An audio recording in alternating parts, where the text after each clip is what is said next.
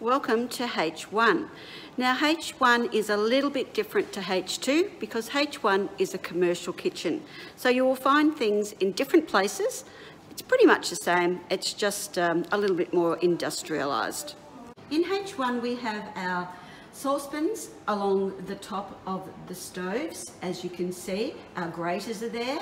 Hanging down you will find your saucepans, sieves, on the back wall your knives. Our sinks are a lot bigger and a lot deeper, and we have bowls, cake cooler racks, our white trays and our trays for cooking biscuits on, etc., and our chopping boards. So there is a little bit more equipment in this room. To light these stoves is a little bit different. You have to push the knob in, which I'll show in a minute. You push, you twist and you flick. Uh-oh, I've got the wrong one. Go to the next one. Push and flick. Now, these stoves are industrial, so the flames are really high. You are in control of the flame. Low, high, low, a bit like a Bunsen burner. So the way to turn them off is to push and turn back to the start, and they are off. See what I did before? I pushed, I turned, and then I flicked above. So that's the knobs for the stove. The oven is a little bit different. The oven is 1 to 7. Now at the moment it's off because the little star is in line with here. We don't go beyond that. We don't want that to click over because that will turn the oven off. So the pilot light is on. I want it on number 5. Number 5 is 180 degrees. So number 5, and it's on. There's a chart up the front to tell you what temperature is what, but that oven is now on. Now when I open the door, it's a big industrial door. You've got to pull a bit, and as you can see there is 2 shelves in there.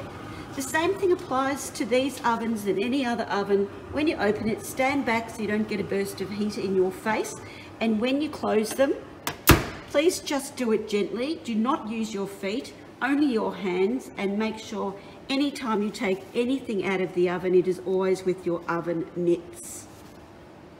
The drawer in H1 is a little bit different too. We have our measuring jugs here. Of course, that's for anything that is liquid. Then we have any of our solids in the measuring cups. As you can see, they're stacked back and they're put in the drawer.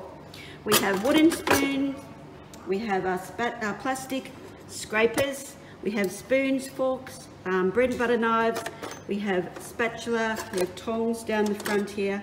And what we have most importantly, we don't put our spoons into our measuring jugs.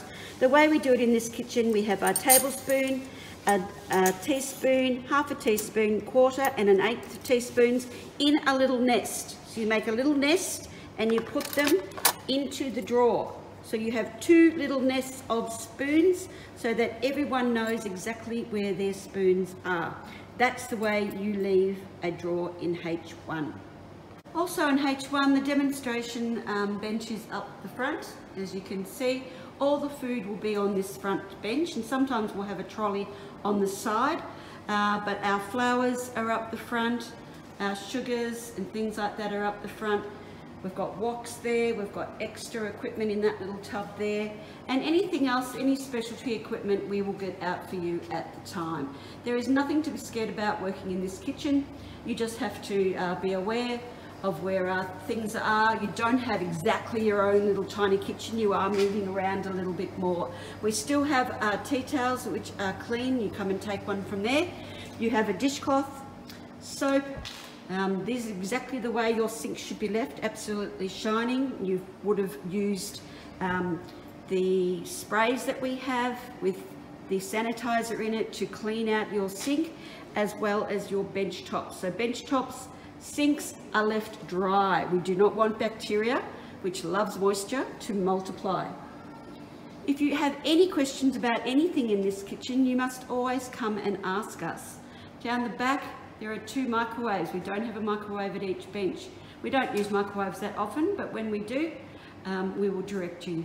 There is a big industrial dishwasher, which you do not use, we use. If we're really stuck for time, we might use that, but not very often.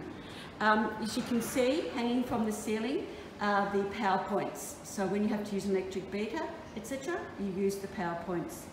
So I think that's about it from our tour.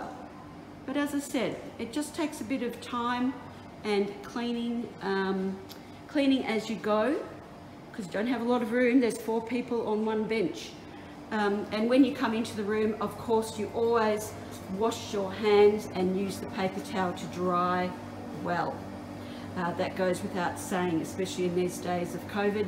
You must ensure you wash your hands thoroughly before touching any food.